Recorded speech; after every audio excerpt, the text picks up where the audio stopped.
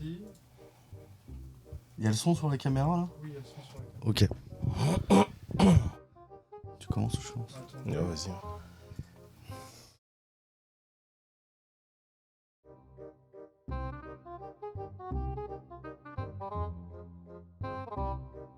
Et bonjour, bonsoir, petite vidéo explicative de ce qui vous attend sur cette vidéo. J'ai dit beaucoup de fois vidéo.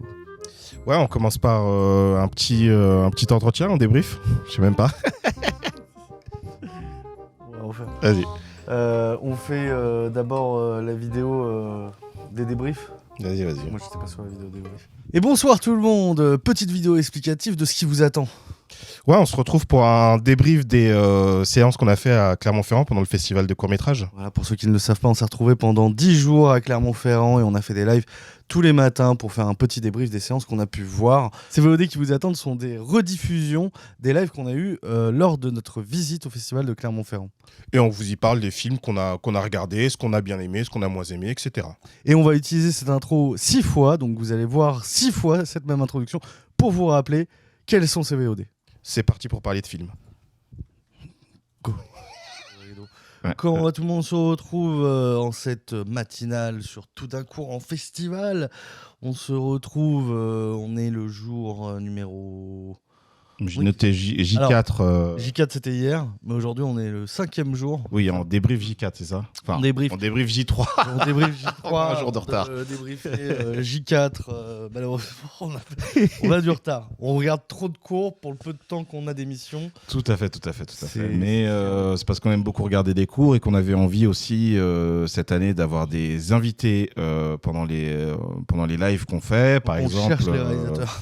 Par exemple, à 11h30 aujourd'hui, on a Gala Hernandez-Lopez. On est très content de la recevoir. Très content de la recevoir. Je pense que c'est un des films qui nous a le plus documentaire, plu voilà, qu'on a vu, La mécanique des fluides. Mais Donc ça, on en parle à 11h30. On est client, on est complètement client de ce Ah oui, on est tout à fait la cible. de cours. C'est vraiment. On vous en a déjà pas. Ouais, on en a déjà parlé. La mécanique. Il me semble qu'on en a parlé. On en a parlé, ouais, parce que je me souviens de moi en train de lire les notes. Ouais, on en a parlé le jour où on a reçu Yann Gonzalez parce que on en a parlé. Puis on a reçu Yann Gonzalez, puis t'en as reparlé. J'ai dit, ah ouais, il a trop kiffé le film, le gars. Alors, donc J3, ça veut dire qu'on débrief ce qu'on a regardé lundi. Alors, C'est bien ça? Alors, attends, parce que lundi, ouais, le live est préparé. Hein. Le live est complètement préparé. Lundi, on a expliqué qu'on s'est fait refouler à Vian Ouais. de la séance Donc, prix on est pas européen bien, qu'on n'a c'est pas pu regarder. Résultat. Si, on est allé à F11, c'est ça? On est allé à F11. Voilà, on attends, est allé au Capitole voir lundi, F11. à Parce 15h. ah ouais, c'est le moment. Mais non, mais on en a parlé de ça. Almost a Kiss. Alors, on était. Ah non, on était en plein de ça. On a était en plein de ça, fini- ok. On a fini sur ressources humaines, je Ouais, crois. c'est ça. Quand notre invité est arrivé, et je crois qu'on n'avait pas vu. On n'avait n'a pas parlé de Cloche Petite. aux merveilles du pays. On n'a pas parlé de cette. Attends, cette lame, c'était quoi? C'était. Non, on n'a pas parlé. C'est le film en noir et blanc, là, autour de la mort et tout. Ah non, j'en ai parlé à un autre Antonin, notre collègue. Résultat, donc ce qui nous reste dans la compétition, il nous reste Cloche aux petites merveilles. Non, Cloche Petite aux merveilles du pays. Petite aux merveilles du pays de Brinig Anthony. C'est une fiction de 39 minutes.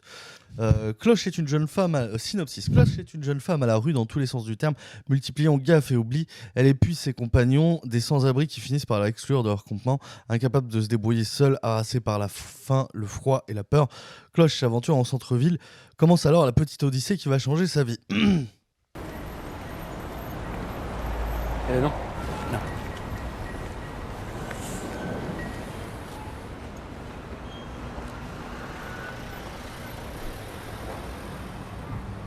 C'est pour des lardons.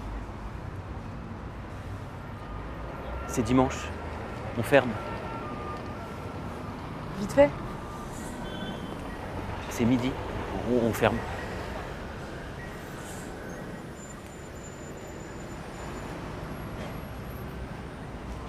Et par charité. C'est possible de manger par charité?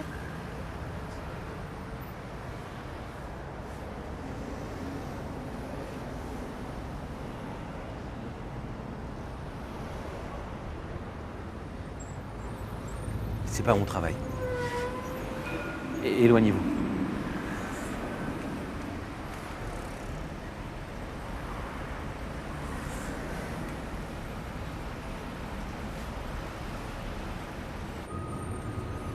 Donc, première impression, moi j'ai bien aimé. Je crois que pour Kevin, c'est plus compliqué.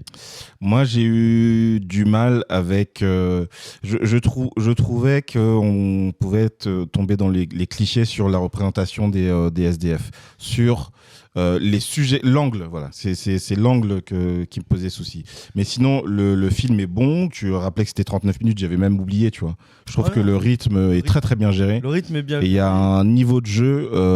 Il y a certains acteurs. Je pense à un personnage en particulier. Babal. Qui sont excellents. Ouais, le personnage de Babal, c'est extraordinaire. On vous refait le synopsis. Donc le synopsis, c'est quasiment tout ce qui a marqué, sauf que Cloche en fait est donc une jeune femme qui est pas à la rue depuis longtemps. On apprend son passé un peu plus tard, qui nous dit qu'elle n'est pas à la rue depuis longtemps, et donc qui a rejoint un premier camp, on peut dire oui, un camp de SDF avec qui ça s'est mal passé.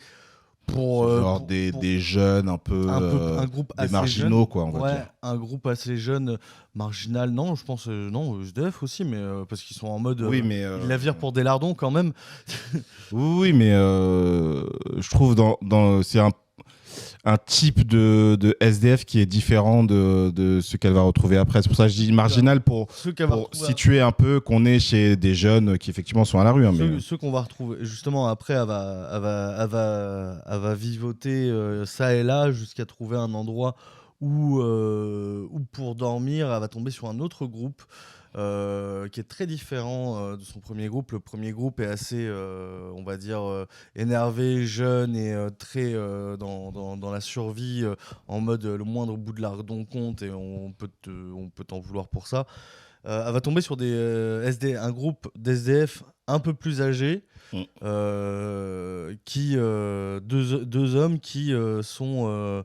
l'un est muet et l'autre a clairement quelques traumas psychiques qui le rendent un peu particulier, mais qui vont l'aider et lui donner un peu de nouvelles possibilités de nouvelles conseils.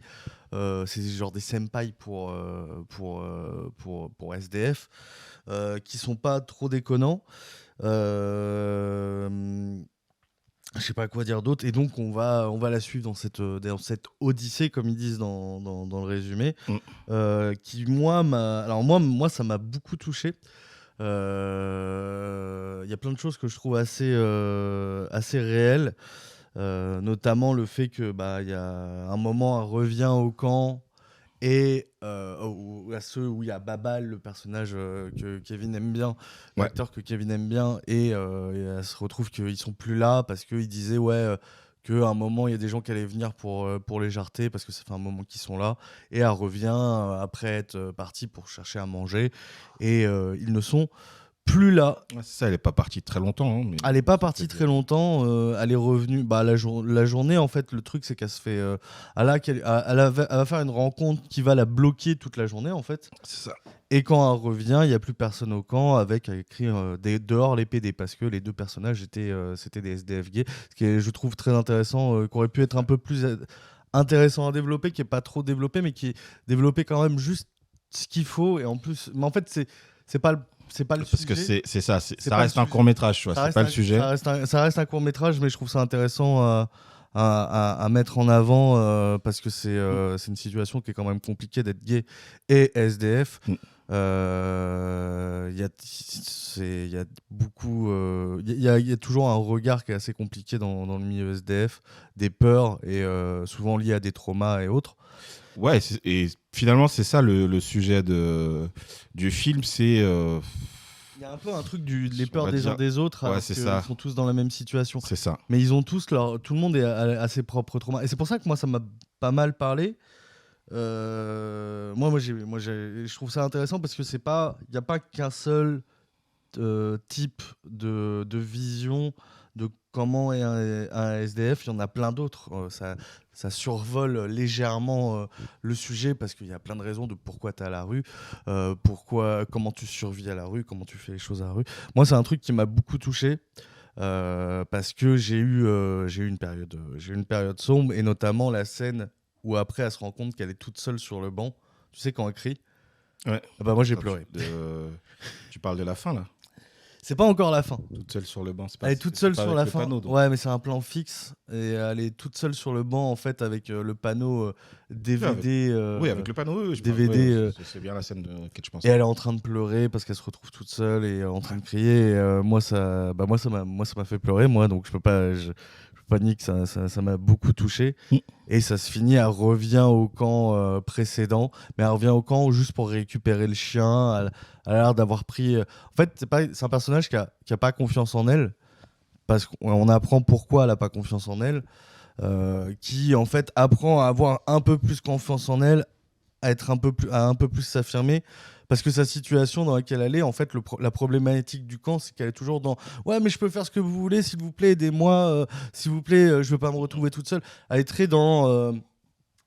Elle est dans une demande, elle est parce qu'elle est dans une une dépendance, en fait. Elle est dans une dépendance. Elle sait pas encore se débrouiller dans cette vie-là, et elle est en train d'apprendre tout ça. C'est ça, et il y a plein de trucs que tu sais pas, parce que SDF, c'est pas juste faire la chum, c'est pas juste faire la chum et essayer de trouver à manger. C'est aussi apprendre à voler, parce que ce qui est intéressant parce que elle sait pas voler, elle sait toujours pas voler, mais on essaye de lui apprendre à voler. En tout cas, on lui donne des techniques pour voler sans vraiment voler, qui sont plutôt intéressantes. Les trucs les plus accessibles. Les quoi. trucs les plus accessibles. Et il y a plein de petits trucs comme ça qui sont plutôt bien pensés. C'est pour ça que moi je suis pas trop d'accord avec ce que tu dis. Mais toi, le sujet des SDF, c'est un truc qui t'es très. En fait, c'est le côté social. C'est l'angle pris de parler de la bouffe, de parler de la douche. Je trouve que c'est un regard très extérieur de penser d'abord à ça. Moi, c'est vraiment la question de aborder ces sujets-là, ces angles-là. Tout le reste du film, parce que c'est quand même pas l'essentiel du film, tout le reste du film, j'ai aucun souci avec. Et tu vois, c'était 39 minutes et moi, j'ai passé un bon moment devant ce film. Hein. Ouais, non, c'est un autre débat, mais moi je suis en fait, il y a des trucs où je me disais à quel point c'est quelqu'un qui est extérieur, tu vois, qui projette un peu des fantasmes. C'était ça mon questionnement qui faisait que j'étais un peu mitigé sur certains angles choisis, certains sujets abordés. C'est aussi, comme tu dis, t'as dit c'est un court. Je pense qu'il y a des trucs que tu peux pas t'attarder dessus. Dans le format court, déjà, c'est un 39 minutes, c'était un peu long. Tu vois, juste le sujet de la douche en soi, quand t'es SDF, c'est une question qui est tellement compliquée de pourquoi tu continues pourquoi tu continues à en prendre, pourquoi tu as arrêté d'en prendre, pourquoi voilà, il y a tellement de réponses possibles quand tu es SDF. Il y a un abandon, il y a des gens qui sont en mode ouais, non, mais ça sert à rien, de toute façon, je serai toujours à la rue, je vais pas retrouver du boulot. Il y a plein de trucs possibles. Je pense que tu es obligé, quand tu écris, de prendre des visions. Est-ce que c'était des visions plus fantasmées les unes que les autres ? Moi, je suis pas entièrement d'accord. Je l'affirme pas totalement. Oui, non, mais... C'est un questionnement que j'avais, en tout cas. Mais moi, c'est vrai que j'étais très sur la défensive, et au final, je trouvais que ça a été plutôt bien abordé. En fait, ça fait... Moi, c'est le deuxième truc que je trouve assez intéressant et qui n'a pas vraiment cette vision ultra fantasmée du SDF. Qui est en mode ouais, j'ai une tante, je cherche à manger et hop, basta, il n'y a pas d'autre problématique que trouver comment avoir chaud et manger, c'est pas que ça. C'est aussi pour ça que j'aimais bien 3 fois rien, qui je trouve traite un spectre plus large justement de tous ces questionnements. Mais c'est un autre format, quoi. C'est un format film, t'as plus de temps, t'as d'autres problèmes, c'est un autre sujet. Donc voilà, moi j'ai plutôt bien aimé. Oui, c'était cool, et c'est marrant parce qu'en fait, nous on est allé à cette séance un peu par hasard parce qu'on a raté une autre séance. Ouais. Et en fait, Yann Gonzalez nous parlait de ce film. Il nous disait que c'est un film qu'il avait poussé au CNC et qu'il voulait aller voir. Donc nous on a vu ça, et c'était chouette, hein, franchement c'était chouette. On va passer à la suite parce qu'on n'a pas beaucoup de temps. Alors juste, je précise que l'acteur dont j'ai bien aimé le jeu, c'est Christian Milia d'Armezin. Franchement, un niveau de jeu excellent. Ensuite, on avait 7 lames, du coup. Qui veut dire 7 lames, je crois. Je sais pas ce que ça veut dire. Ça veut dire les 7 lames. Ah ouais, d'accord. 7 lames de. Mais l'âme de vague, Les oui. lames, ouais, voilà, ça s'écrit 7 lames. C'est du créole, on est d'accord. Tout à fait. C'est du créole. Il me semble que c'est à La Réunion que ça se passe. Hein. E accent T espace LAM. Voilà, et 7 lames en vrai, c'est quasiment la même chose, mais faut le savoir. On le comprend en regardant le cours en fait. Donc c'est un cours de Fontano Vincent de 23 minutes qui est tout en noir et blanc, dans un noir et blanc plutôt bien maîtrisé. Ouais, c'est joli, C'est très joli. Notamment, en fait, il y a beaucoup de plans à la mer de nuit. Il doit y avoir un peu de CGI qui se balade par-ci par-là pour des besoins esthétiques, mais on la voit même pas. Et donc, le résumé: dans le quartier d'une ville insulaire, lors d'un rituel de transe, une petite fille est tétanisée. Elle a peur de voir les siens se blesser ou disparaître. Sa grand-mère lui raconte alors l'étrange histoire d'Eduardo, le premier des leurs à avoir vu sa mort et à l'avoir affronté. La petite fille est attentive, elle sent bien que sa grand-mère ne lui raconte pas cette histoire sans raison. Waouh, ça m'a réému de t'entendre lire le résumé parce que ça m'a remis pleinement dans le film. Effectivement, ça commence avec des scènes. Je crois que c'est que des femmes dans la scène qui sont des femmes en train de danser dans une pièce, je crois. Ouais. Peut-être un homme ou deux, mais minoritaire. Beaucoup de femmes en tout cas. Beaucoup de femmes. Et c'est très dense. C'est très beaucoup de femmes dans des plans très serrés. En train de danser justement dans une transe, dans un rituel pour effectuer. Alors j'avais pas compris que c'était un rituel de transe, mais ça avait l'air, tout le monde avait l'air, ça avait l'air d'être une grosse soirée en tout cas. Ouais, c'est ça.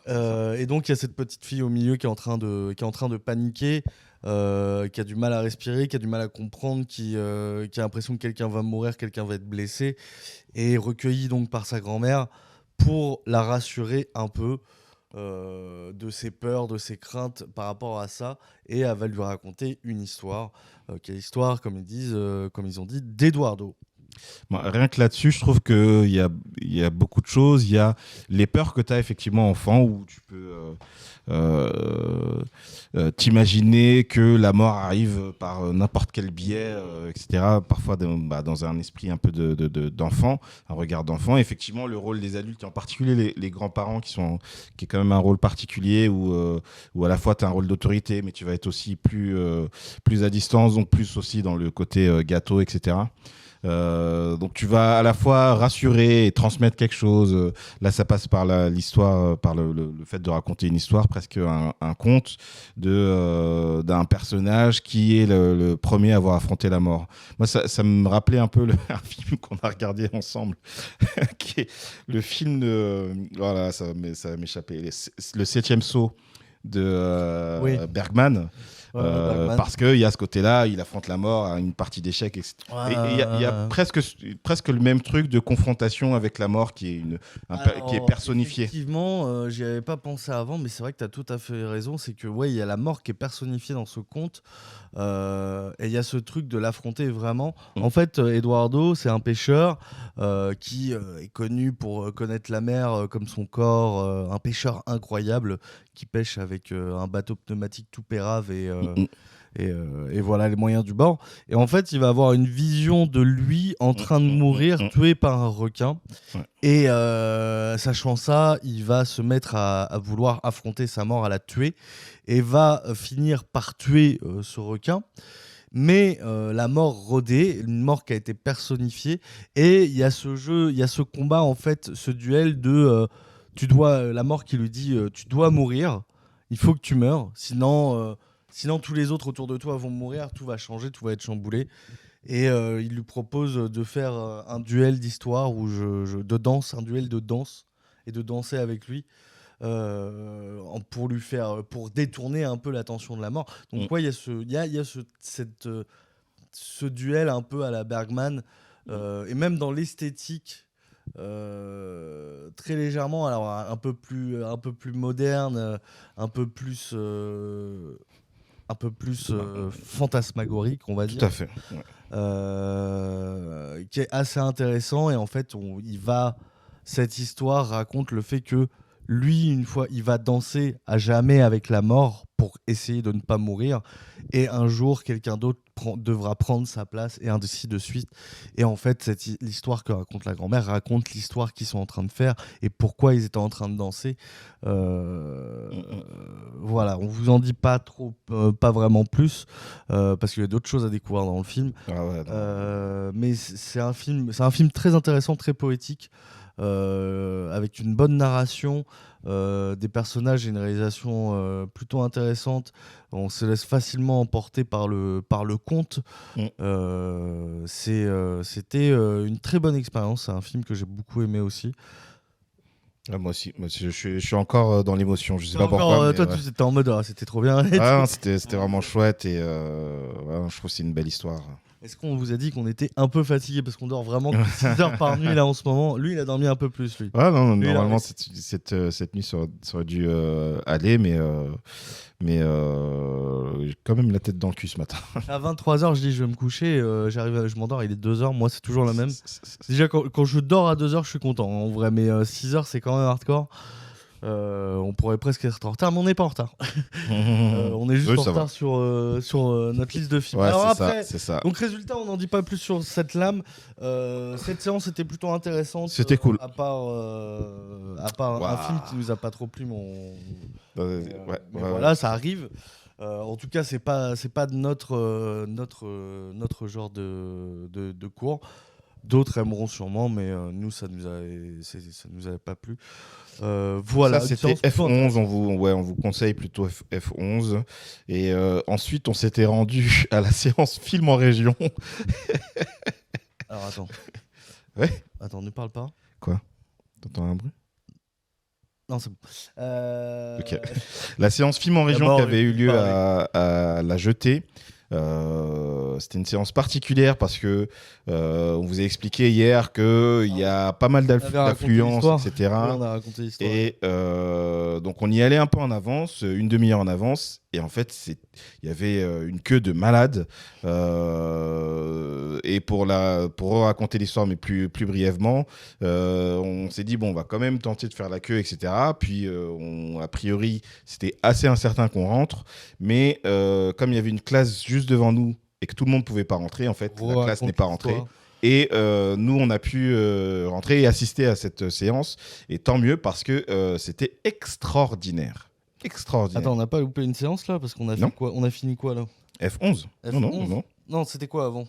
C'était F11. Oui, c'était F11 qu'on a fait. F11 qu'on a vu lundi. J'ai l'impression qu'on a vu lundi. Non, on a vu autre chose. Tu confonds. C'était hier. Ah, je confonds les jours. Hein, C'était lundi. Moi. Donc lundi, on est allé à la jetée après. À quelle heure? À 17h? À 18h. À 18h. Et on a vu le R. Ouais. D'accord. Ok. J'ai l'impression qu'on a sauté une séance, mais non. Ok, d'accord. Non, c'est celle-là. Ok, d'accord. Autant pour moi.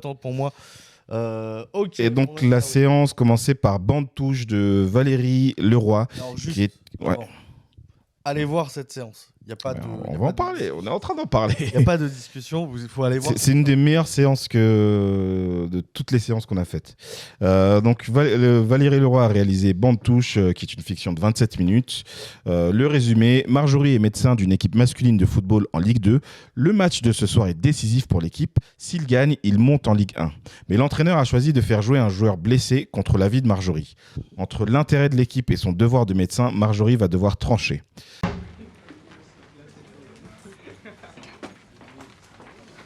Comment tu te sens? Ça va. Petite déplie. C'est bon? Déplie. Encore une fois, vas-y. Ok. Il est où, Hicham? Derrière.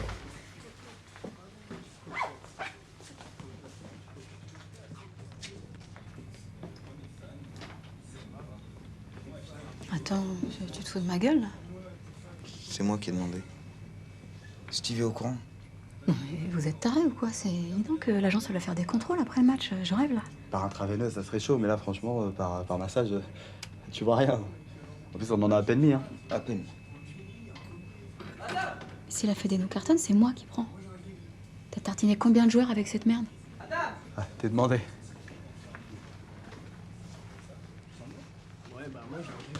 Qu'est-ce que t'as? sera pas la cheville, il est pas assez serré. Tu pourrais pas le dire avant?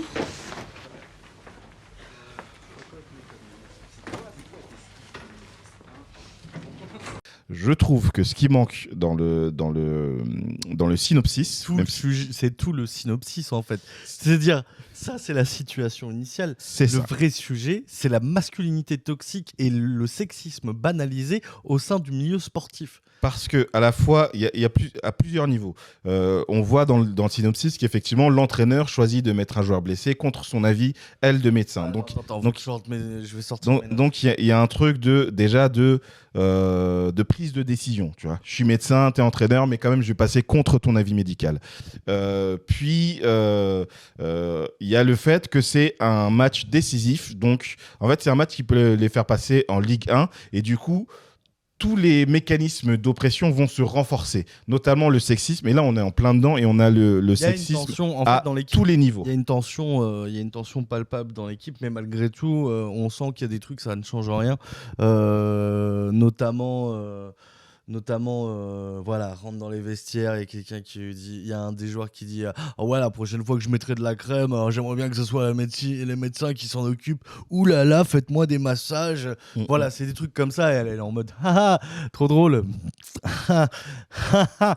Voilà, le coach qui est remonté, qui est sur les nerfs. Il y a quoi d'autre Il y a l'un des joueurs avec qui elle a couché, qui essaye de se rapprocher encore d'elle, etc., qui n'arrête pas de faire des tentatives d'approche jusqu'à pendant le match où il tombe un moment et il reste allongé pour faire venir la médecin et dire non, je voulais j'ai juste rien, un petit massage. Voilà, J'ai c'est ça, noté. ouais. Je voulais juste un petit massage et tout. Ouais, gros. Le Sérieux, lourd, quoi.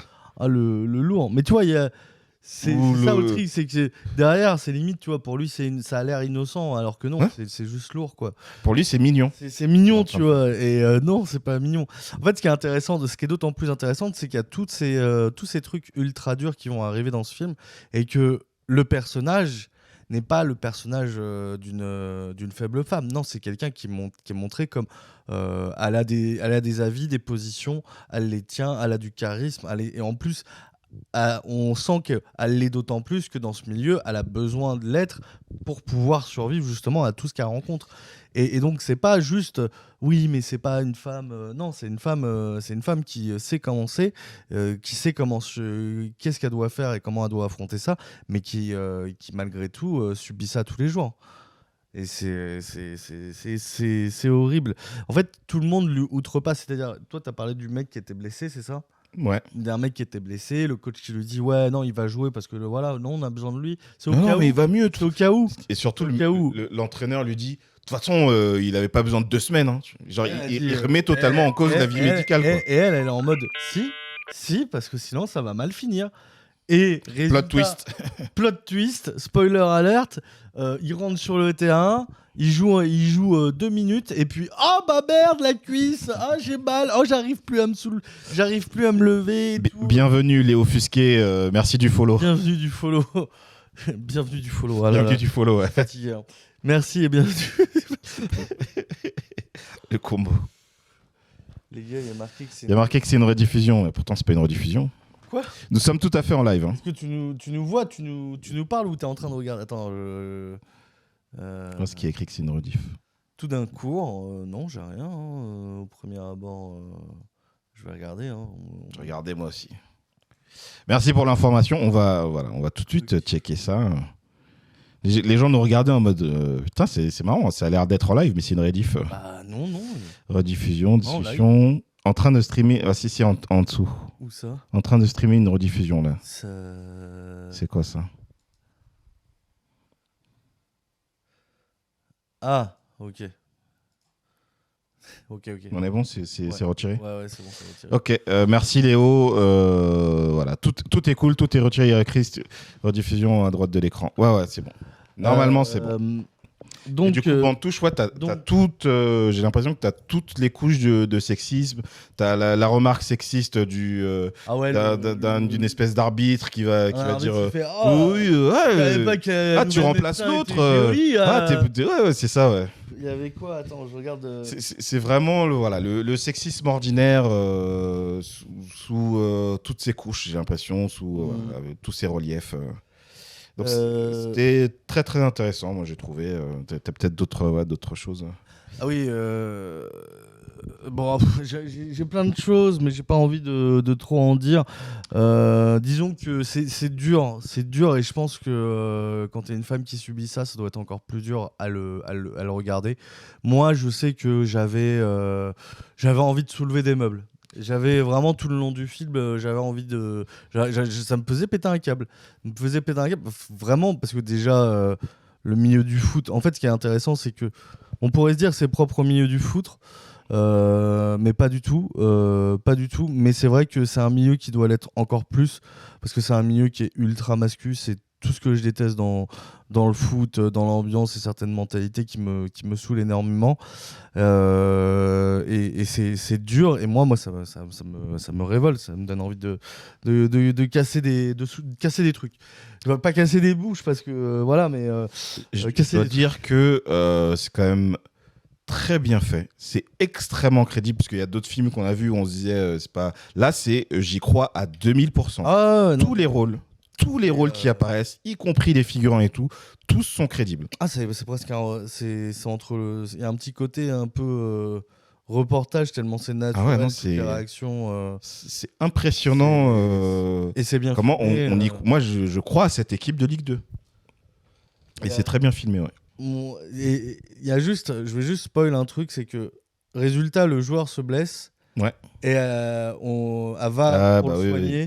va pour le soigner et son coach, le coach est ultra vénère. Quoi. Ouais, parce qu'il faut dire que alors elle travaille avec une espèce d'assistant. C'est ça. Donc qui déjà outrepasse. Ouais, il a dopé le joueur et tout. Il a mis un produit dopant au joueur en mode. Mais tu sais que genre en mode il en a mis à quasiment tous les joueurs et la meuf est en mode. Mais tu sais que s'il y a un problème, c'est moi qui vais prendre et pas toi. Tu te rends compte de ça ? C'est vraiment comment on sape son autorité. C'est pour ça que je trouvais ça en mode mais t'inquiète, c'est bon. Très intelligent, ne serait-ce que le rôle qui a été choisi parce que effectivement, tu peux imaginer qu'une nana soit médecin et arrive dans le milieu du sport, etc. Son rôle, en fait, même sans la question du sexisme, son rôle va à l'encontre, par exemple, du rôle de l'entraîneur.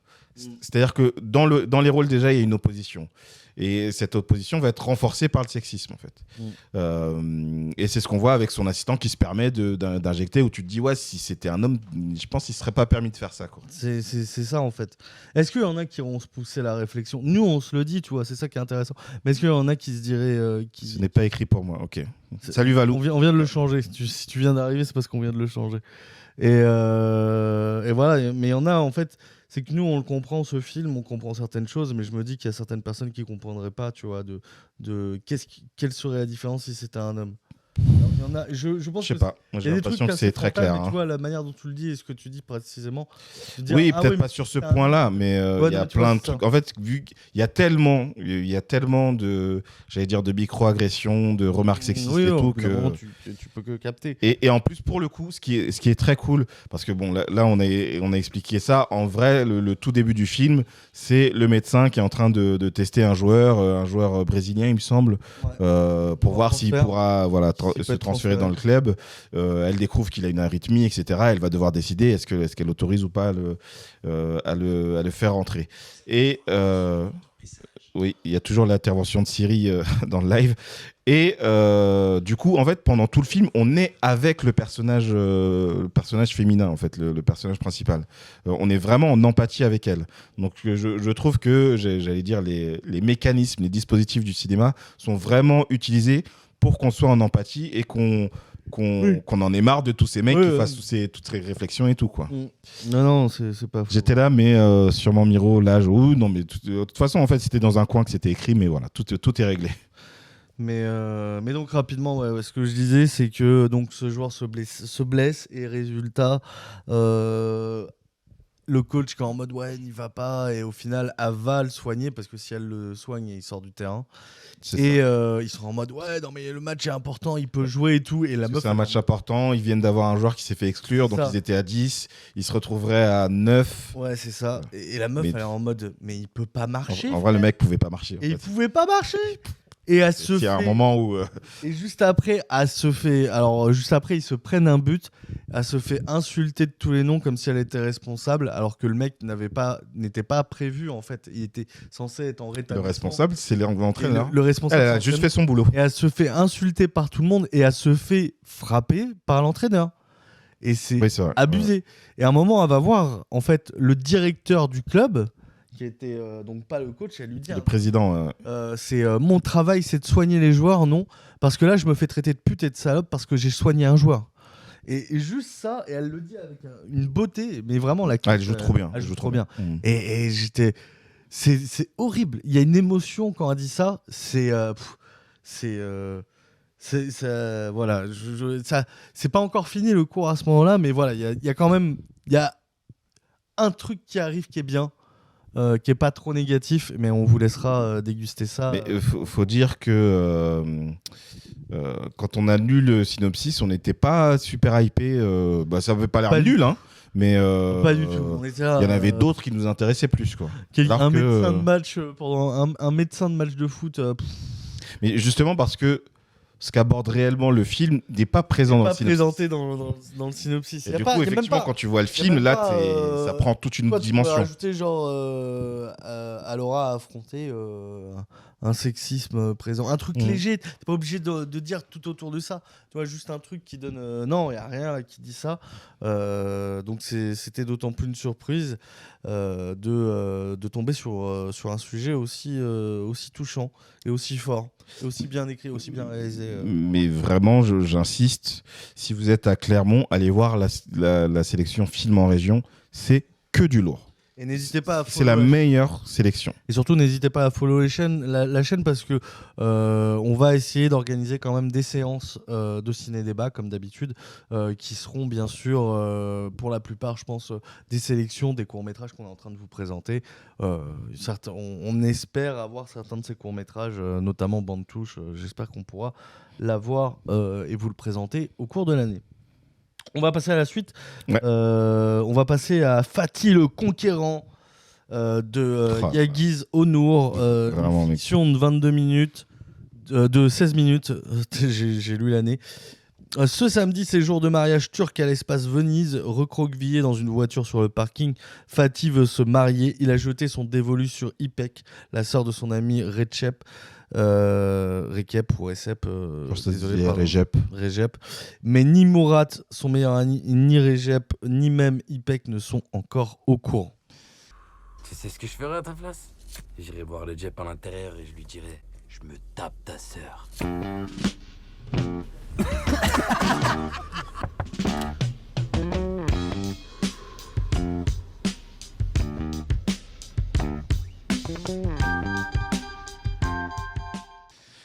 Ça nous a parlé un peu plus déjà à la lecture.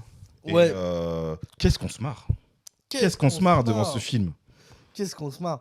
Alors, les 3/4 du court-métrage se passent dans une voiture, en fait. C'est ça. Se passe dans une voiture, et en fait, donc le héros, le protagoniste, est en train de parler à un de ses potes qui est en train de rouler un bédo. Son meilleur ami qui aime juste se foutre de sa gueule, en fait. Il se fout tout le temps de sa gueule, mais gentiment, vraiment. Il y a de l'amour aussi. Il y a beaucoup d'amour dans son foutage de gueule. Et c'est quelqu'un qui va être là tout au long du court-métrage. Et donc, il lui dit, non, mais je vois une nana en ce moment et tout. Il dit, il veut pas dire qui. En fait, on apprend, à un moment, je crois, il voit débarquer Recep. Recep, je suis désolé. Recep, ouais. Qui arrive et qui est genre...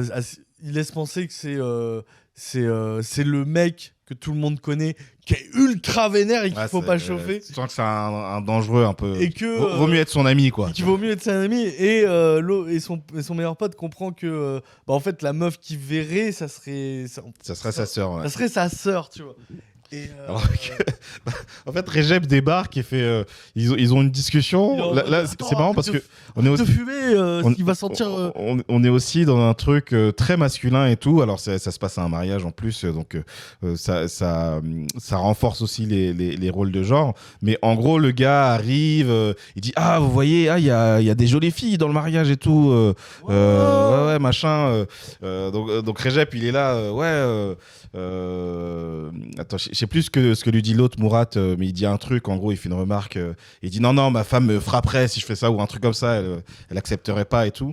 Donc il explique qu'il est amoureux de sa femme et il dit donc ça c'est Recep. Il dit franchement si je peux vous donner un conseil, si vous êtes amoureux mariez-vous, franchement mariez-vous, etc. Tu vois. Donc lui, il est vraiment là-dedans à pousser les deux à se marier, notamment le personnage principal Fatih, alors que nous, on vient de comprendre que Fatih, c'est de sa sœur dont il est amoureux, et qu'a priori, ça lui ferait pas plaisir à Recep, quoi. Et on lui dit, à un moment, ils disent, non, mais il voit une meuf de Belfort. Et à Recep, il fait, ah ouais, je connais pas mal de meufs à Belfort. C'est qui Mais non, il dit n'importe quoi, je vois pas de meuf de Belfort, j'ai pas de meuf. Et ils sont interrompus par un gamin à un moment. Le gamin qui arrive, il y a une scène en fait où le gamin. Petit frère de Recep, pour moi, ouais, c'est ça. Ouais, peut-être, sûrement. Mais le gamin arrive et ils sont en mode. En fait, il y a toute une problématique en mode lui il fume pas et eux ils sont en train de fumer. Ils lui disent ouais, tiens, fume, essaye. Et en mode non, mais c'est pas bien et tout. Et en fait, au moment où il tire une latte, il y a une lampe qui est comme ça en train de faire à travers la vitre comme si c'était la police. Et en fait, c'est un gamin. Et le gamin est énorme. Il y a Recep, faut que tu viennes, machin, je sais plus quoi, un truc dans le genre.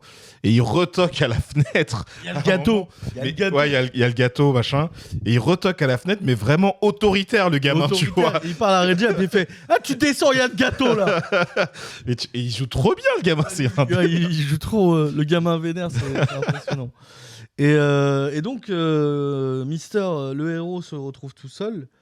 Et ils sont en mode. Il est en mode, je crois, je sais plus ce qu'il dit. Il y a Recep qui part. Ouais. Il est toujours avec l'autre. Et il lui dit, en fait, c'est pas vraiment, tu vois, je lui ai pas encore dit.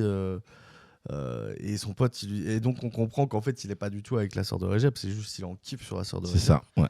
Et l'autre, son meilleur pote, part et il se retrouve tout seul. L'autre, il va prendre du gâteau aussi. Il va prendre du gâteau aussi. Et lui, il reste à fumer un peu, tu vois. Et on lui dit, à un moment, il faut que tu fasses les choses, tu vois. Et il est en mode, mais non. Et il se met à fumer pour essayer de trouver du courage, tu vois. Et il fume un bédo, et puis là, il y a une hallucination qui débarque. Cette scène, mec, elle est incroyable. Il y a une hallucination qui débarque, donc tout ce qu'on vient de vous raconter se passait dans la voiture. Tout était dans la voiture. Et ça marche trop bien. Ça marche de ouf. Vraiment, c'est très très bien. La réalisation, les dialogues, le montage et tout est nickel. Là, on va passer à une autre phase du film. D'un coup, hallucination, et là c'est n'importe quoi. Il y a je sais pas, il y a une armée turque qui débarque, en vrai, armée turque traditionnelle qui débarque dans son hallucination. Et il y a... Pour donner un peu un avis, si vous avez regardé Aladdin, le moment où Aladdin va faire la cour à Jasmine quand il lance Faites prince au prince Ali là, si vous avez cette scène en tête, c'est un peu dans ce goût-là, quoi. Ça va, mais il y a des répliques genre parce qu'il a un mec, il a un sensei qui apparaît, tu vois, qui est joué par Redouane Arjan, si vous connaissez l'humoriste. Son maître spirituel qui apparaît et qui lui dit non, on va aller la conquérir. Mais qui es-tu? Je suis Fatih le Conquérant. On va la jouer sultan romantique. J'étais mort. J'étais tellement... à aucun... C'est extraordinaire. Ouais, moi, c'est bon, on était dans un huis clos dans la voiture. Moi, c'est bon, je l'avais accepté. J'étais parti pour avoir que ça, tu vois. Et non, ça part en mode... ça part trop loin et tout. Et donc, il va dans le mariage en mode beau gosse et tout. Il monte sur un cheval et tout. C'est n'importe quoi. Il arrive devant comment elle s'appelle, Ipek. Et Ipek, et il lui fait une déclaration de ouf. Il se met à genoux. Il lui déclare une sorte de poème en turc, etc. T'as les sous-titres et tu sens que c'est très beau, quoi. Il lui fait la déclaration du siècle. Il donne tout et on va s'arrêter là. Et vous verrez. Extraordinaire. Extraordinaire. C'est incroyable, c'est vraiment une petite pastille de comédie qui est ultra drôle et qui est vraiment. Les acteurs sont beaux, l'image est bien pensée. Pour une comédie, il y a vraiment des beaux efforts. Le chant contre chant, en fait, le dialogue est ultra bien filmé pour un dialogue dans une voiture. Et c'est vraiment. Je sais pas, il y a un naturel, t'as envie les deux potes, t'as envie d'être en soirée avec eux, tu vois, t'as envie de faire une soirée avec eux, ça a l'air drôle, quoi. Ouais, et je trouve que l'acteur principal, il joue excellemment bien. Ouais. Y a un mood vraiment, il arrive à faire dans divers registres, il est très très bon. T'as dit Aladdin, mais en vrai, moi, ce que j'ai trouvé, c'est qu'il y a un mood plutôt à la Big Fish. Je vois pas Big Fish, donc... Quand il rencontre sa femme pour la première fois, c'est exactement la scène de Big Fish, hein, en vrai, plus que d'Aladin. Un croisement entre les deux, en fait. C'est Thomas Curel, voilà. Thomas Curel, très très bon jeu, franchement excellent. Je sais pas s'il a joué dans d'autres choses, d'ailleurs, je regarde au passage. Non, c'est son premier film, hein. Impressionnant, franchement, très très bon jeu. On va passer à la suite. Christopher. Comment ça, t'as pas vu Big Fish ? Bah, j'ai pas vu Big Fish. Hein. Comment ça, t'as pas vu Big Fish ? Bah, écoute, il a pas vu le dernier bon film de Burton. Qu'est-ce qu'on peut faire pour lui ? J'ai pas vu les suivants non plus, donc. Hein ? J'ai pas vu les suivants non plus, donc ça va. Oh, t'as rien loupé, t'inquiète. C'était le dernier C'était le dernier bon film de Burton. Christopher at the Sea de T.J. Brompton, film franco-anglais. Ah non. États-Unis, France, Royaume-Uni, Angleterre, 2022, une animation de 20 minutes qui a donc petit synopsis. Christopher s'embarque pour un voyage transatlantique en tant que passager d'un cargo. Derrière Léo qui Son dit espoir merci de rétablir la vérité. Attire tant d'hommes en mer, l'entraîne dans un voyage vers la solitude et le fantasme et l'obsession.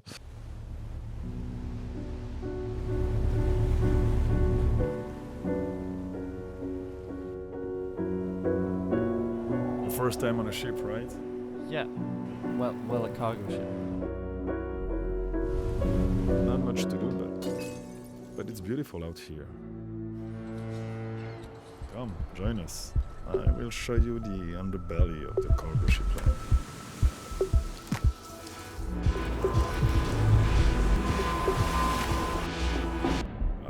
Christophe, it's beautiful, no?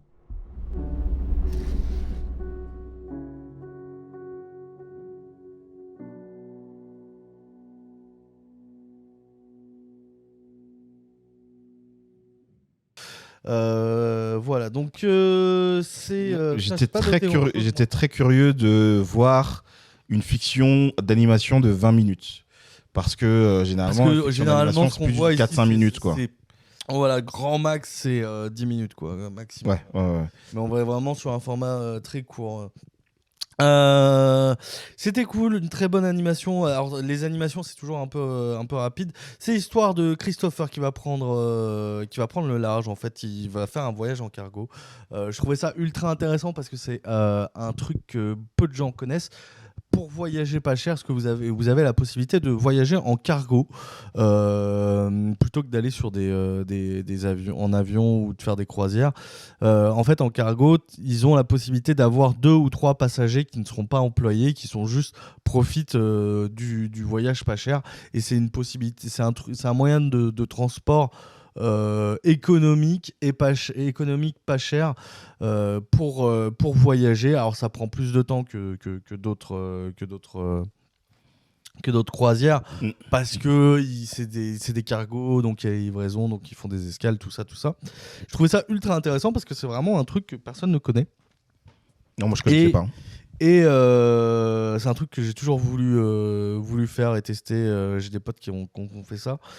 Et en fait, c'est ultra intéressant parce que le résultat, même si c'est pas une croisière, il y a ce côté où les gens vont te faire visiter un peu le cargo, tu découvres un peu comment c'est la vie sur cargo.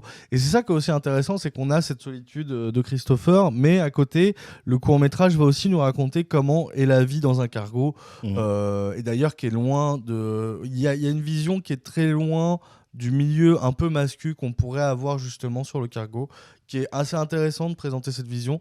Je pense que c'est une vision qui existe, mais qui est quand même très peu répandue. Et c'est intéressant que ça prenne un contre-pied d'avoir une vision moins masculiniste. Alors par contre, il n'y a que des hommes. C'est masculin. C'est très masculin, c'est vraiment. Mais il y a. Et ça joue parce que c'est un personnage qui est homosexuel, donc qui va avoir des émois un peu avec tous ces hommes, notamment où ça se croise dans la douche, notamment avec un personnage en particulier. Avec un personnage en particulier. Sur lequel il a des vues, quoi. Et donc voilà, donc on va le suivre lors de sa vie dans le cargo, découvrir un peu les autres, un autre personnage dont on va pas trop parler, mais c'était ultra intéressant. C'est une histoire, c'est une histoire qui est touchante, qui est plutôt joyeuse et qui n'est plus après. J'ai pas trop envie de trop spoiler, mais c'est ça propose plein de choses. Ça propose plein de choses, notamment au niveau de l'animation. Tout à fait. Et c'est plutôt une chouette histoire. Voilà, c'est une histoire, c'est une romance et en même temps de la tranche de vie de Cargo. Ouais, je trouve que ça te fait bien ressentir le trouble de Christopher à l'endroit d'un des matelots. Voilà, et une certaine, il y a une grosse solitude aussi qui est pas présentée comme une mauvaise chose. Enfin, oui et non. C'est assez compliqué parce qu'il y a beaucoup d'émotions qui sont, c'est qui sont à raconter et ça finit pas forcément bien. Mais voilà, c'est toujours compliqué un peu de pas trop spoil parce que là c'est du film à spoil malgré tout. Mais c'était très cool.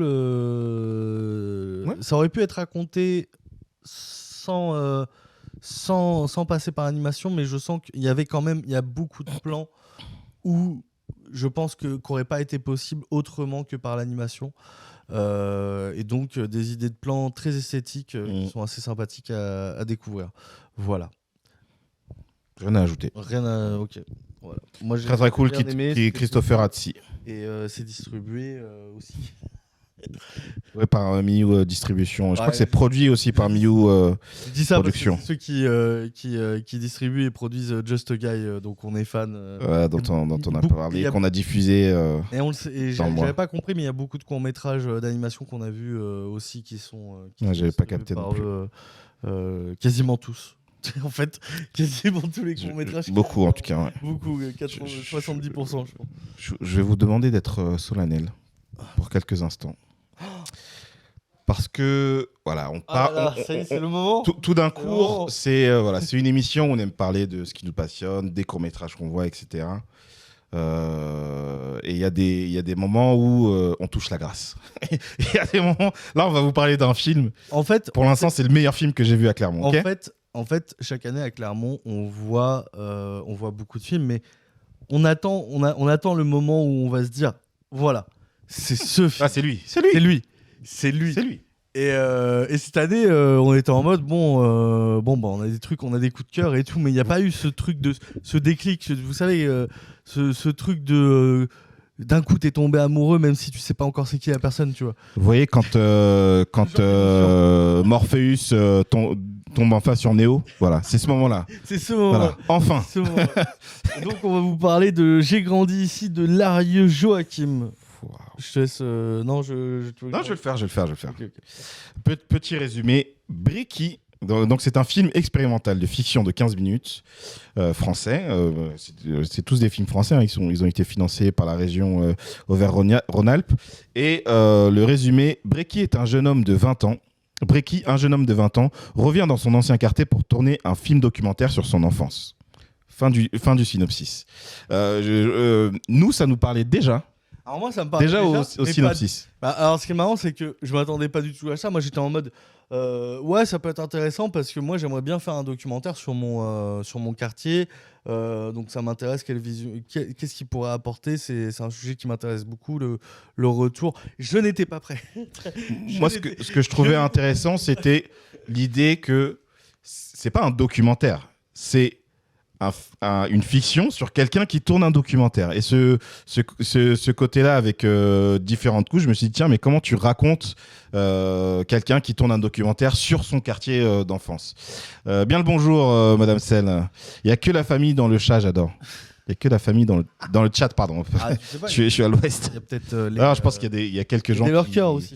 Voilà, qui regardent sans commenter. Bonjour à tout le monde, hein, quelle que soit votre fonction, si vous êtes dans le chat ou pas, si vous prenez vos petits déjeuners ou si... Là, on va parler d'un film grandiose. Ouais. Je préfère vous prévenir. Donc le film commence sur une image buggée. Une image fixe. On entend des bruits, on entend une bouilloire en train de... Alors, bouilloire ou un bang, je sais pas, un des deux. Ça faisait un mélange des deux un peu, dans le fond, et l'image bouge pas. Et c'est-à-dire, vraiment, moi j'ai cru que ça buguait en fait, le film. Il y avait quelqu'un qui avait sorti une vanne... Il y a quelqu'un derrière nous qui dit bon, j'espère que ça va bouger un peu, parce que moi, très franchement, j'ai eu un doute quelques secondes.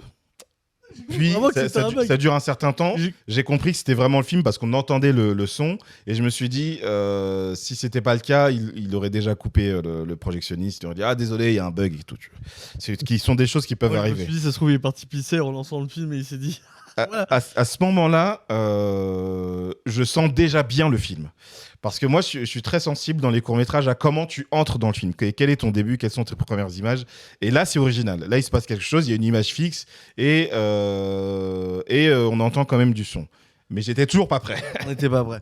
Le film commence alors, donc cette image fixe bouge et en fait on voit le visage de Bricky, le personnage principal, qui recule et qui fait bonjour, moi c'est Bricky, voilà, et ça c'est le quartier où j'ai grandi, je sais plus c'est quoi le nom du quartier. La Sauvagère. La Sauvagère, ouais. Et donc voilà, il fait sa petite intro de documentaire et il y a un mec qui passe en vélo et il lui fait hey, comment ça va et tout, la forme. Et le mec en vélo le regarde en mode salut, mais en mode bonjour. Ils se connaissent pas. Voilà, il est poli. C'est pas c'est qui, il dit bonjour mais en mode PTDR, t'es qui frère? Ouais.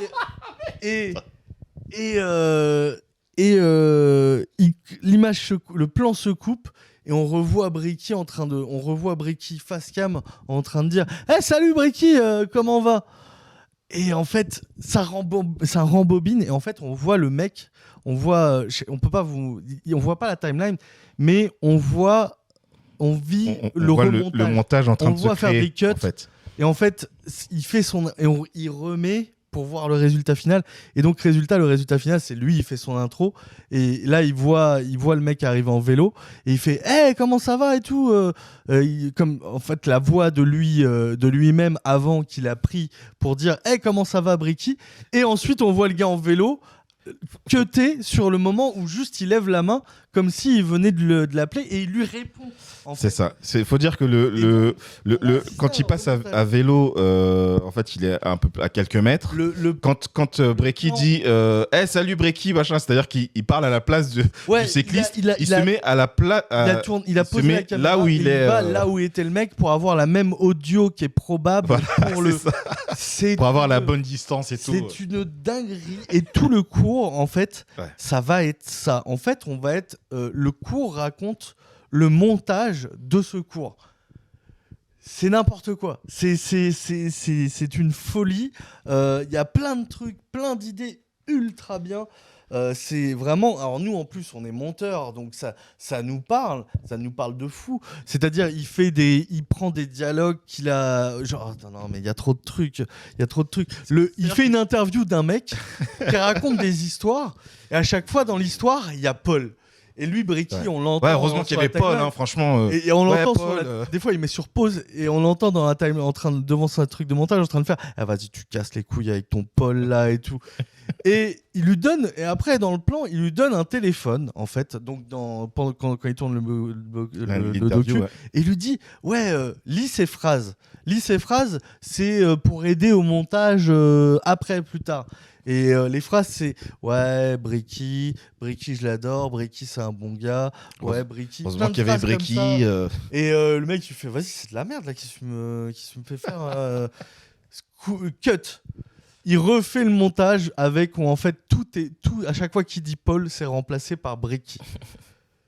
Et juste après cette séquence, t'as un mec qui arrive. Ah, ça va ou quoi? Ouais, tu je balance un freestyle. Ah, vas-y, tu gâches ma séquence, casse-toi là, putain. Et donc t'as un mec qui arrive dans le champ et qui fait son freestyle de rap et tout, c'est n'importe quoi. Et en fait, c'est vraiment l'histoire d'un mec qui veut faire un documentaire sur le quartier de son enfance. C'est pas sûr. Est-ce que c'est vraiment le quartier de son enfance? C'est ça. En fait, c'est pas sûr. C'est ça aussi qui est beau, c'est qu'on ne sait pas. On ne sait pas si c'est son quartier ou pas. À la fin, on ne sait pas. Parce qu'en fait, on le voit inventer, clairement. Mais avec des techniques de montage qui existent dans plein de trucs. Tu vois, tu bidouilles un peu parfois. Sauf que lui, il interviewe des gens qu'il ne connaît pas. Les gens ne le connaissent pas. T'as grandi ici, toi? Ah ouais, j'habitais là. Ah, t'habitais chez machin. Je savais pas qu'il vivait avec quelqu'un et tout. C'est plein de trucs comme ça et plein de trucs creepy en même temps parce qu'il essaie de faire comme si à chaque fois il était chez lui, il était dans son quartier et à chaque fois on découvre que non, en fait, il est pas chez lui. Il se pose un moment. Mais cette scène, mec. Ah, mais c'est trop difficile parce que j'ai trop envie d'en parler, mais j'ai envie de spoiler tout le film. C'est ça, à un moment, il se pose il est dans une chambre allongée et tout. Il fait ouais, ça c'est ma chambre. C'est là où j'ai grandi. Je me rappelle avec mon père. Et puis t'entends une meuf qui est en train de faire Vanessa, c'est toi? T'es là?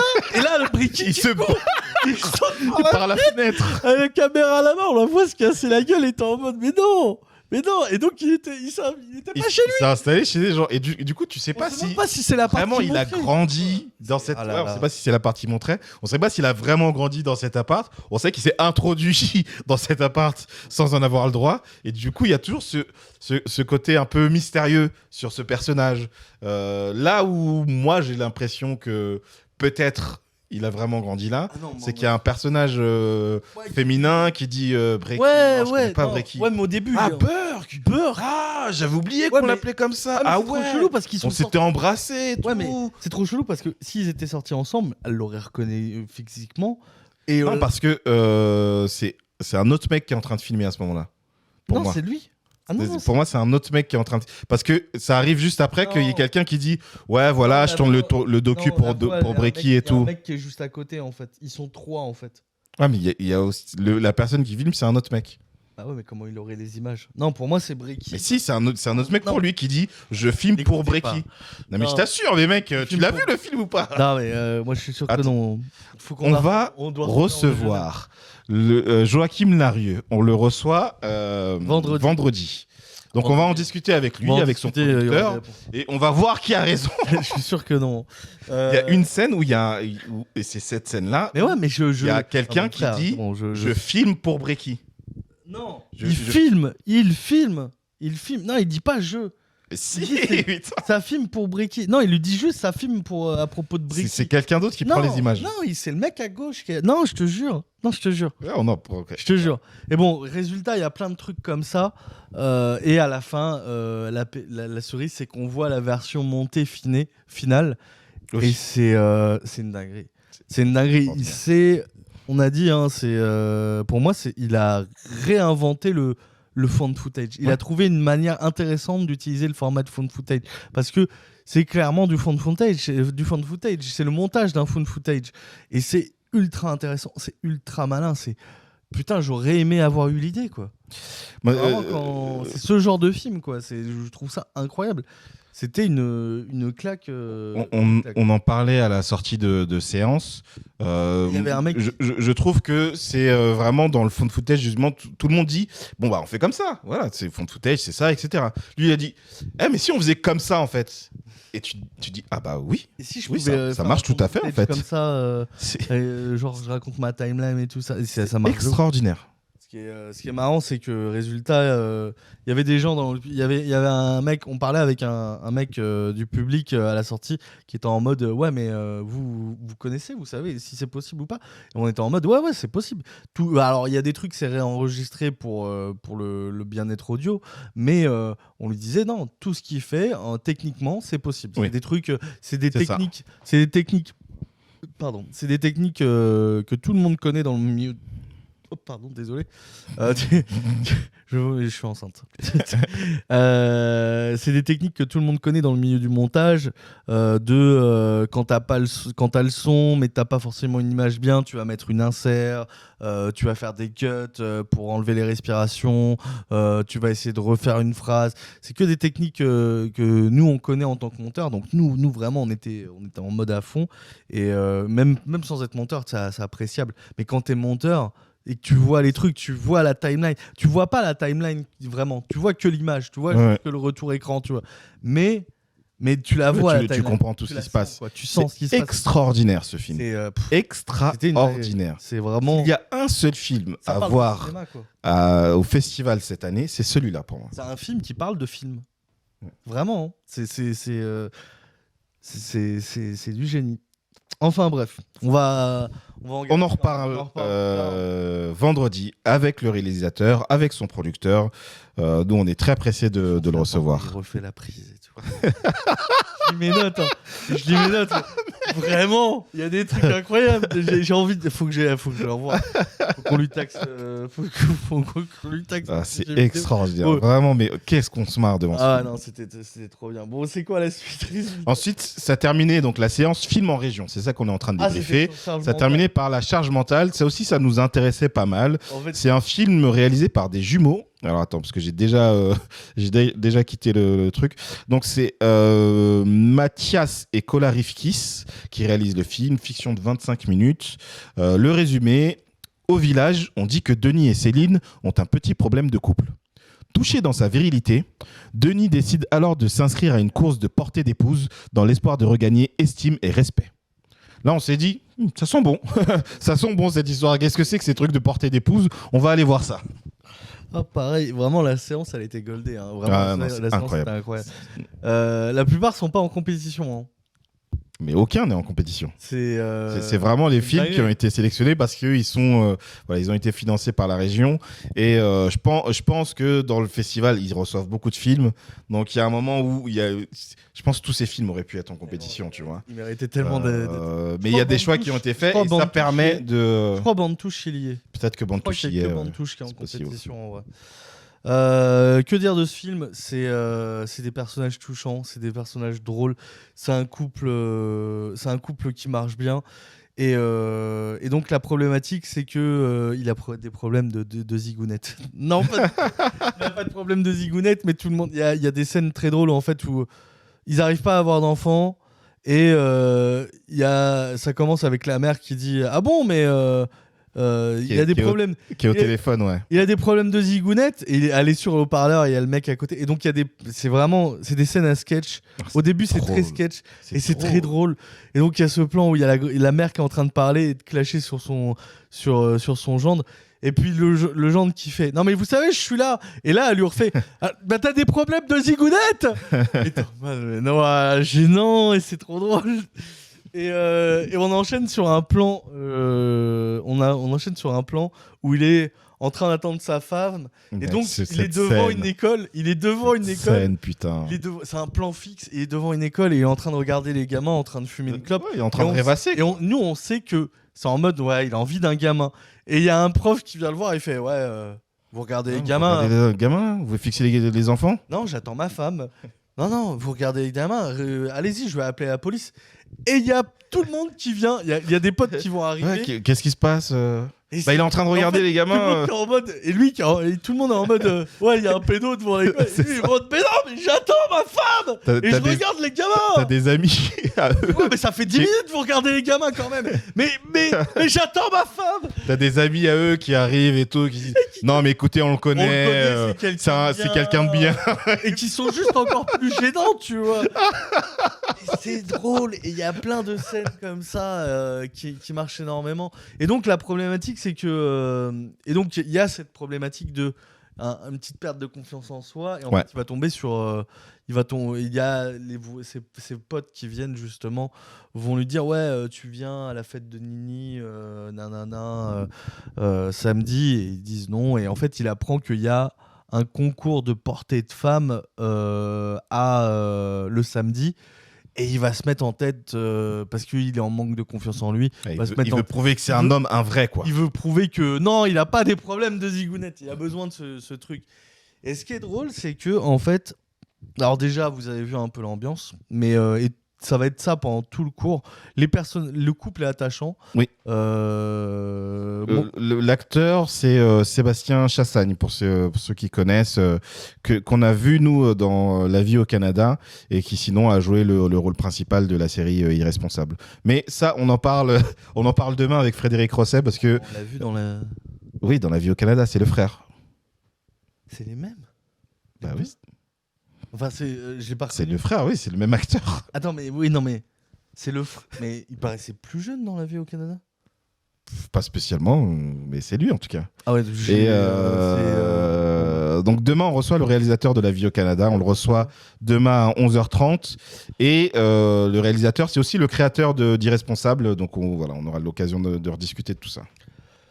Et donc il va se mettre ça en tête. Et en fait, c'est donc qu'il y a un humour qui est constant.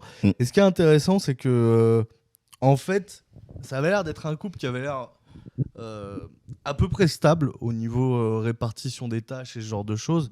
Et le truc, c'est que plus il va vouloir porter sa femme, plus il va devenir un poids pour sa femme.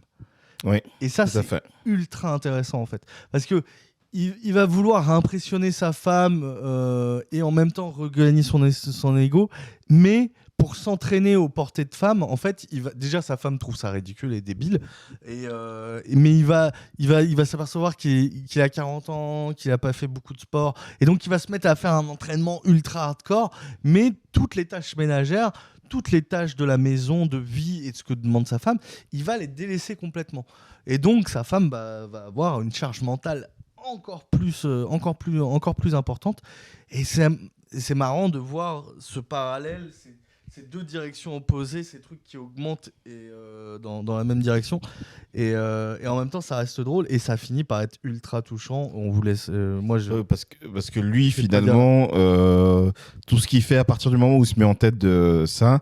Alors, avant ça, il construisait déjà une espèce de berceau. Il y a un truc comme ça qui est construit, et sinon après il essaye de faire de la muscu, etc. quoi, tu vois. C'est tout ce qu'il fait après, à partir du moment où il se met en tête de faire du porté d'épouse. Mais très très drôle. Et très drôle. C'est touchant, et ça parle, ça parle bien de couple sans tomber dans des clichés. Tout à fait. C'est essayer de sortir des trucs un peu classiques du sexisme, de l'hétérosexualité, du couple hétérosexuel, quoi. C'est ça. En fait, ça essaie de nous montrer comment ce couple va créer son propre modèle, on va dire, en gros. Il y a il y a aussi toute une question sur est-ce que déconstruire la masculinité, ça peut être sympa, tu vois.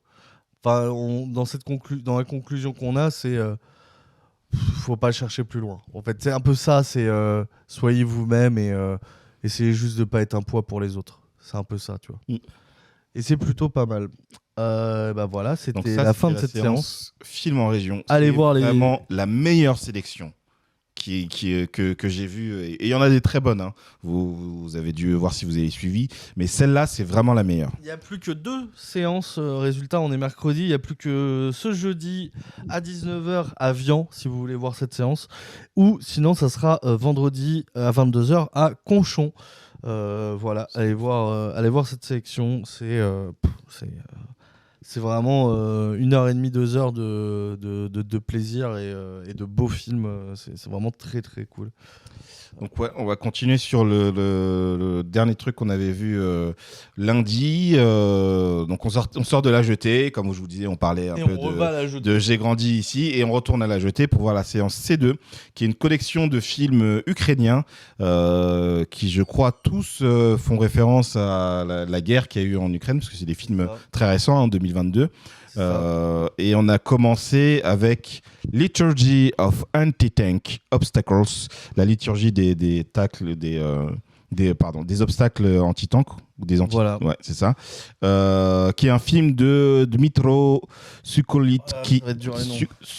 Kolitki, oui, Sobchuk. Désolé, c'est difficile. C'est un documentaire de 12 minutes. Je vais lire le résumé parce que j'ai pas suivi le film, très franchement. Dans la résistance nationale, chaque citoyen tente de se rendre utile. Les Ukrainiens s'adaptent aux besoins de la guerre.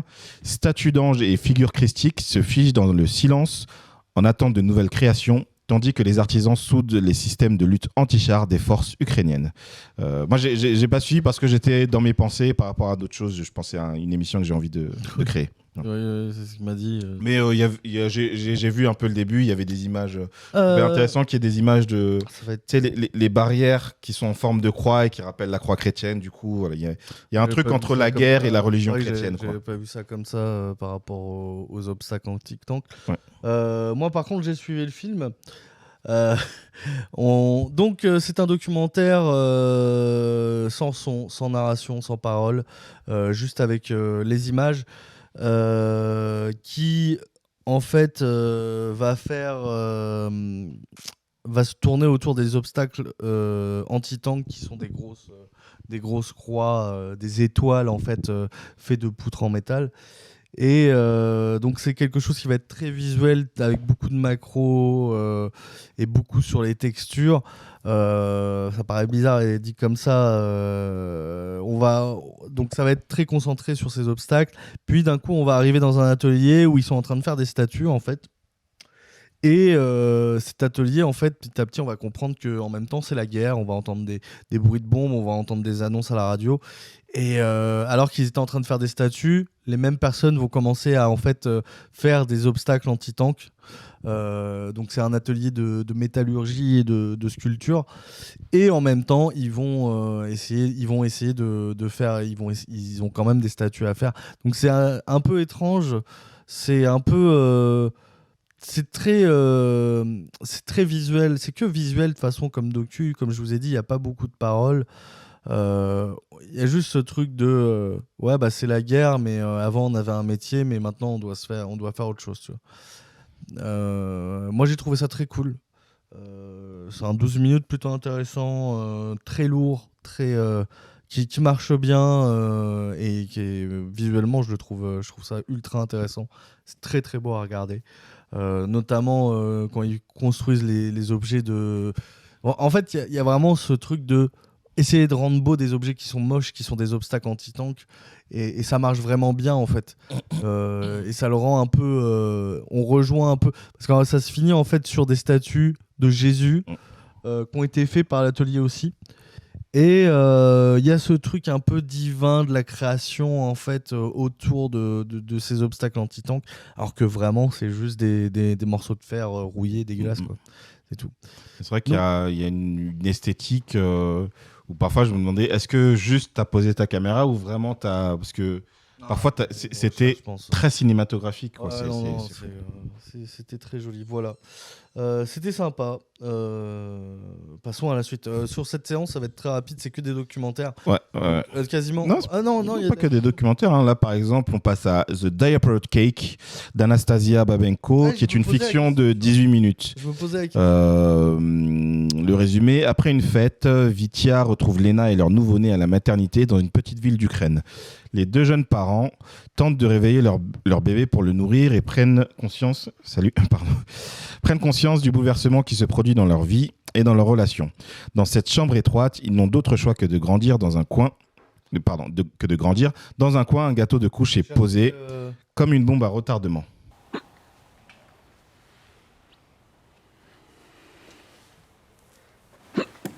Bouh!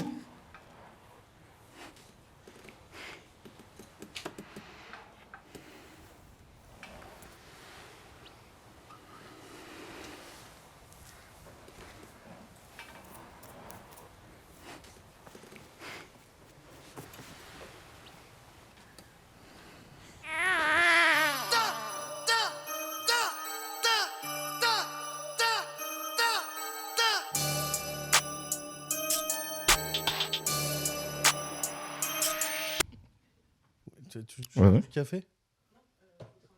Oui, non, oui. Oui. Le café il est à l'entrée là-bas. Et il y a du thé aussi. Donc c'est un film sur un couple qui a un tout nouveau-né. Alors je t'avoue que le tout début, j'étais pas du tout dedans. Ah bah oui, c'était pas. Parce que y a pas... moi je pensais que c'était pas leur enfant au début en fait.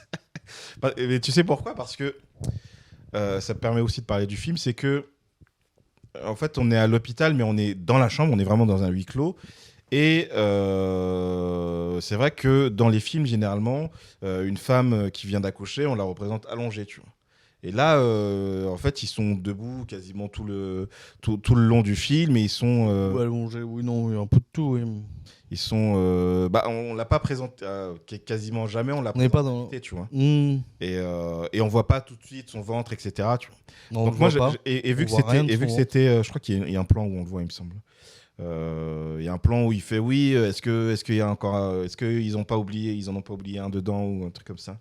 Et vu qu'en fait on voit beaucoup la complicité entre les deux parents, et du coup moi je m'étais imaginé, vu que je savais que ça allait être dans un contexte de guerre, que c'était un couple qui gardait un enfant pour X raisons, et voilà, moi j'étais un peu là-dedans, et c'est après petit à petit que je me suis dit ah ouais non, en fait c'est vraiment leur bébé quoi. Ok, ouais, non, oui, c'est. Moi, j'ai pas trop douté de ça. C'était en mode, il parlait déjà. Donc, ça s'appelle Diaper Cake parce que justement, il parlait d'un gâteau de couche qu'ils ont reçu. Voilà, on en parle vite fait, c'est vraiment que le début. S'ils font une bataille de couches à un moment. C'est très touchant, c'est tout. Extrêmement touchant. C'est extrêmement touchant. En fait, on retrouve tous les sujets qu'on peut avoir quand on est des jeunes parents peu préparés à ça. Les questionnements sur le prénom, sur eux-mêmes, sur leur vie après. Est-ce qu'il est mort ou pas parce qu'il bouge plus, tu vois. Plein de trucs un peu mignons comme ça. Faut le réveiller. Comment on le réveille ? Attends, je cherche sur Google. On cherche une vidéo et il met un tuto. Il cherche un tuto comment réveiller un bébé. Et il tombe sur mort infantile. Mort infantile. C'est comment la mort subite du nourrisson. Et là, la mère qui est en panique, en mode ah mon Dieu, non, mais qu'est-ce que tu me mets comme vidéo ? T'as toutes les angoisses, les questionnements sur le prénom, par exemple, effectivement. La mère qui dit j'ai pensé Mati. Ah, il va pas s'appeler Mati. Tout le monde s'appelle Mati. La moitié des gens et tout. C'est le nom de mon grand-père. Plein de trucs comme ça. Et puis après, il y a la mère du père qui l'appelle et tu sens, voilà, à un moment il dit Mati, tu vois, tu sens qu'il dit voilà, ça va être ça le prénom. Il regarde aussi sa femme, machin, donc ils comprennent que voilà, il va s'appeler comme ça leur enfant parce qu'avant ça il l'appelle bébé, tu vois. Mais c'est extrêmement touchant. C'est vraiment c'est une petite famille qui se crée quoi. Et je crois que c'est du 4 tiers aussi encore. Je sais plus. Je crois que c'est du 4 tiers et et en fait il y a un truc. On se sent un peu dans un cocon parce qu'en fait très proche. En fait, on est très proche dans tous les plans. C'est que des gros plans et en plus de ça, ils chuchotent tout le temps. Ils chuchotent parce qu'ils veulent pas réveiller le bébé. Pour pas réveiller le bébé, alors qu'ils cherchent à le réveiller, tu vois. Ouais. Même quand ils les arrivent à le réveiller, ils chuchotent tout le temps. Donc on a vraiment cette impression d'être avec eux, d'être à côté d'eux. C'est assez intéressant comme cours.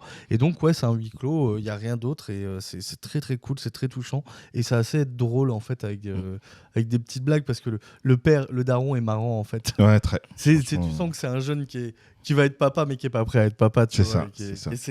Mais qui a envie de bien faire, tu vois. Non, c'est trop mignon. Rapidement, on fait un dernier cours et ensuite on va se prendre une petite pause. Vas-y. Ça. On va parler d'Ukrainian Queer Fighter for Freedom de Rebel Queers. Donc qui doit être un collectif, ça sent le nom de collectif un peu. Le 24 février à 6h30 du matin, pour beaucoup, la journée commence par un appel de leur partenaire leur annonçant le début des bombardements à Kiev. À cet instant, une nouvelle réalité commence, une réalité pleine d'horreur et de douleur. Ce documentaire rend compte d'expériences de personnes queer pendant la guerre. Sujet intéressant. Sujet intéressant, il n'y a pas grand-chose à dire. En fait, c'est que des témoignages, des témoignages face cam de soldats queer qui parlent de leur première journée de la guerre en fait et de leur vécu et aussi en sous-texte de tout ce que ça implique d'être queer en tant que militaire qui est pas militaire, du regard des autres et de ce genre de choses. C'est assez touchant, c'est c'est un peu particulier, vraiment, c'est vraiment du fast cam pendant 29 minutes, donc ça peut paraître un peu long, mais il y a des choses très intéressantes qui sont dites. Notamment un mec qui dit je me suis engagé car j'aimais ma vie avant la guerre, donc pour moi c'était normal de m'engager, tu vois, des trucs comme ça. D'autres qui disaient si ça devenait de la Russie, si on devenait la Russie, comment je pourrais organiser encore des soirées queer, tu vois. Ouais. Plein de trucs comme ça, et c'est très très précis. Il me semble que c'est là-dedans qu'il y a un dialogue sur, enfin un dialogue, c'est un témoignage, hein, mais qui dit mais là pendant 7 ans on pourra pas pique-niquer pour le déminage de pique-niquer en forêt sans risquer de se prendre une mine, quoi. Parce qu'il y a 7 ans d'estimé pour juste déminer tous les missiles qui ont été envoyés en fait sur l'Ukraine. Et tu vois comment la guerre impacte leur vie, c'est-à-dire que même au-delà du fait que la guerre est en cours, ça impacte leur vie sur des années, et comment précisément pour des personnes queer, je sais qu'il y a le témoignage de une personne non binaire, il me semble qu'elle est non binaire, et qui explique que c'est compliqué de parler à des gens plus vieux qui sont un peu réac, et qui comprennent quand même mais qui comprennent pas vraiment, tu vois. Il y a des choses ultra intéressantes et qui dit justement c'est marrant parce que justement ces mêmes personnes qui sont conservateurs, en temps de paix on serait ennemis. C'est incroyable, je trouve cette line incroyable. Oui, et puis qui explique qu'il y a une personne, quand ils sont passés devant un centre LGBT alors que cette personne-là était, donc la personne non binaire était liée à ce centre, mais personne ne le sait en soi. Et donc ce type un peu conservateur qui est venu la voir et qui a dit désolé, un truc comme du genre désolé pour ce qu'on a fait, un truc comme ça. Et donc la personne qui expliquait dans son témoignage que elle ne sait pas si genre elle fait partie des gens qui ont balancé de la merde sur le centre, parce qu'il y a eu des dégradations, des choses comme ça. Sur son bureau. Ok. Sur son bureau. Mais voilà, il y a quelque chose spécialement, mais voilà. Aussi les a rapprochés effectivement dans la guerre, quoi. C'est un documentaire très touchant, c'est fort. Voilà, c'est intéressant. Ça, par contre, c'est très dur hein, comme séance. C'est c'est la guerre. C'est plutôt dur. On va se prendre une petite pause. Ouais, on va accueillir la musique. Notre invité qui est arrivé. Donc on revient après la pause pour un entretien avec Gala Hernandez Lopez pour parler de la mécanique des fluides. On est impatient.